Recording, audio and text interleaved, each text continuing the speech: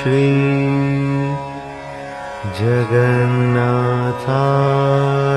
नमः।